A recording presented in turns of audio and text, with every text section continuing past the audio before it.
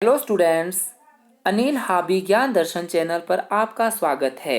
आज मैं आपके समक्ष कारक चिन्ह विषय को लेकर उपस्थित हुआ हूँ। विषय को शुरू करने से पहले आप मेरे चैनल को लाइक, कमेंट, शेयर और सब्सक्राइब करना ना भूलें। शुरू करते हैं। कारक किसे कहते हैं? संज्ञा या सर्वनाम के जिस रूप से वाक्य के अन्य शब्दों के साथ उनका संबंध सूचित हो उसे कारक कहते हैं। कारक के भेद। कारक के 8 भेद होते हैं, तो हमेशा आपने ध्यान रखना है कि कारक के जो 8 भेद है उसके साथ कौन सा चिन्ह या कौन सी विभक्ति लगेगी। देखते हैं। कर्ता।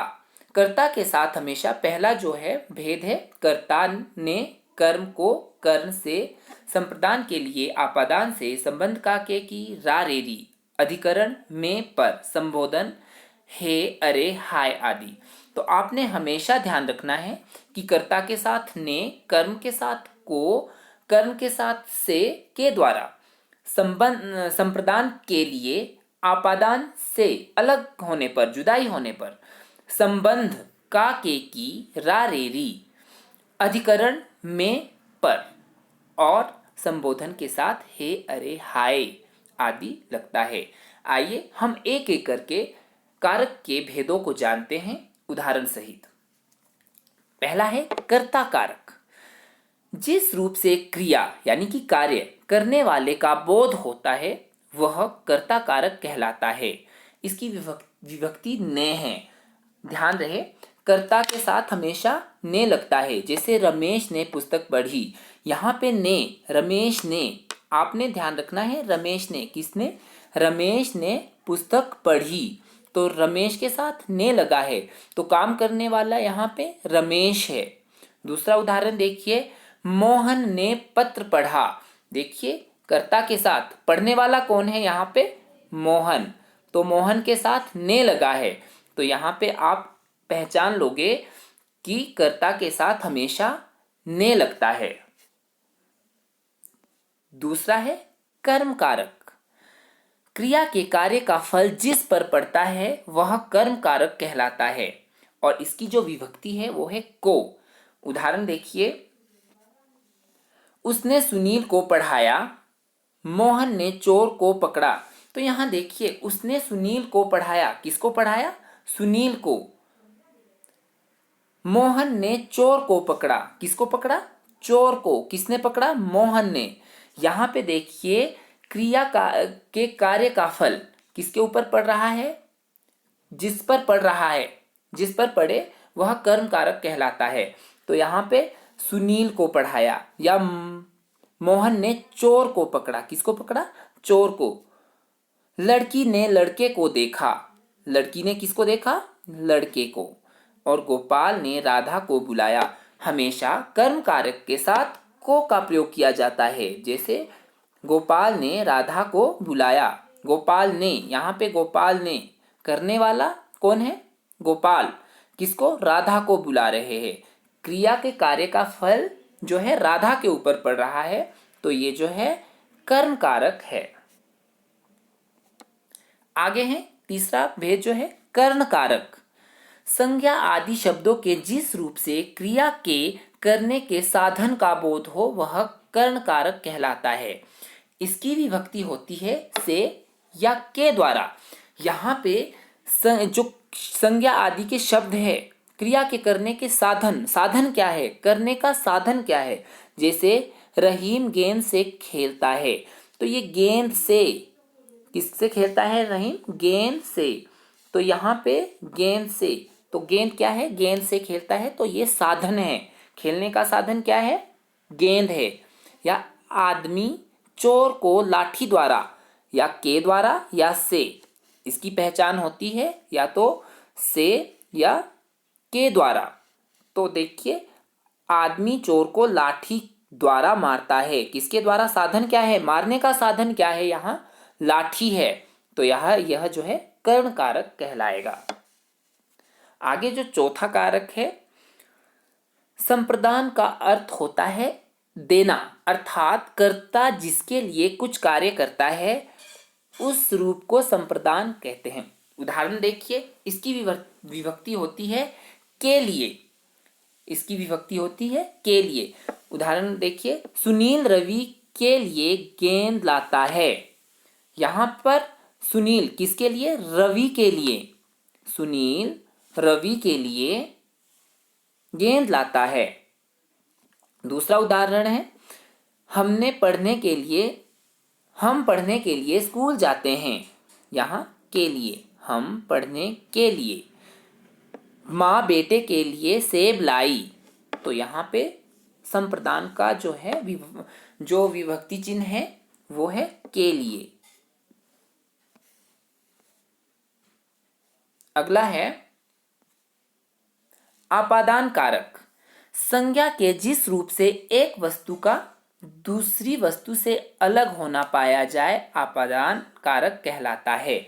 यहाँ पे हमेशा जो छात्र होते हैं वो जो है पजल हो जाते हैं, वो यहाँ पे समझ नहीं पाते हैं कि कौन सा कर्ण कारक है या कौन सा आपादान कारक है।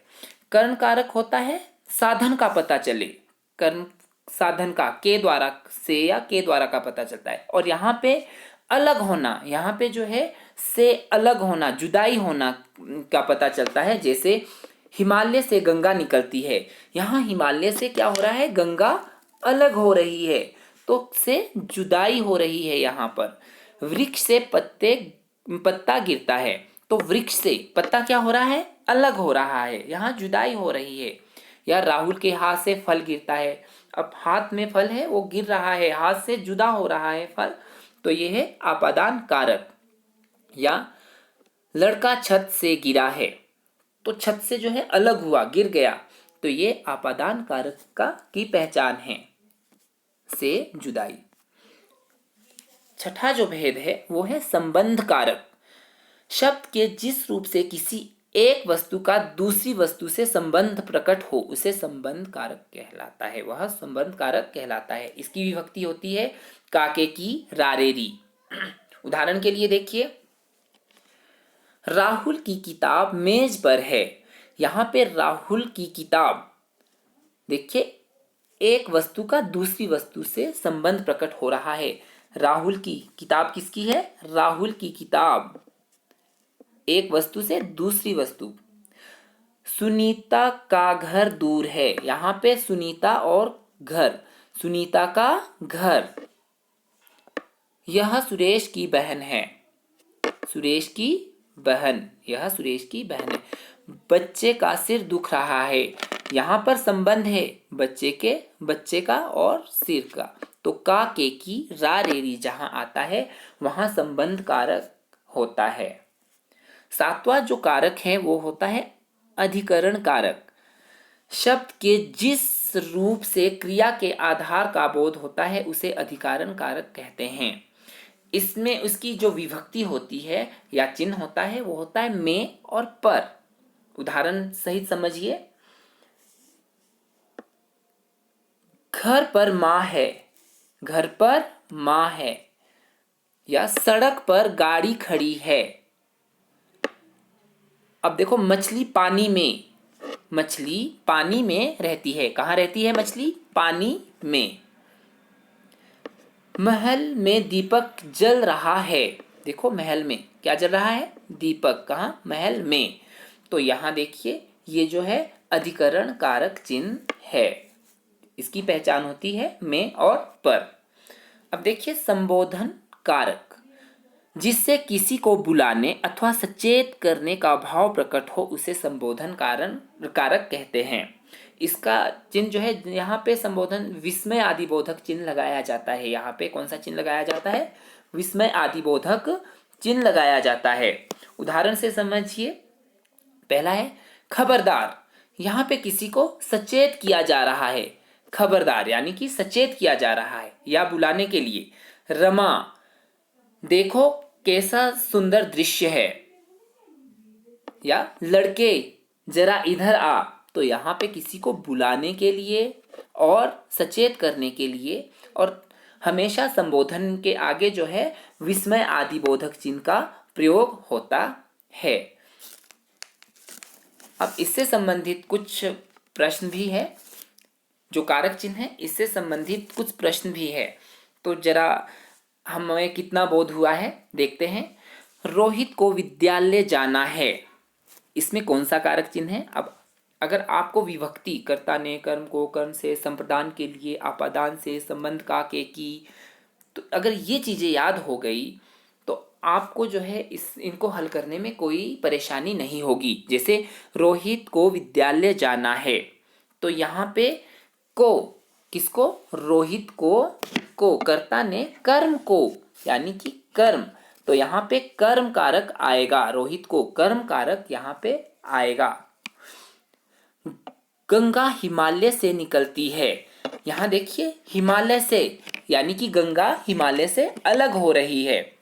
तो अब यदि आपको यह कारक चिन्ह और विभक्तियां याद होगी, कर्ता ने, कर्म को, कर्म से, संप्रदान के लिए, आपादान से अलग, जुदाई के लिए कहा जा रहा है, तो यहाँ आपादान कारक होगा, अपादान जो कारक होगा यहाँ पे। तीसरा है बालक चम्मच से खाना खा रहा है, तो किससे खा रहा है? चम्मच से।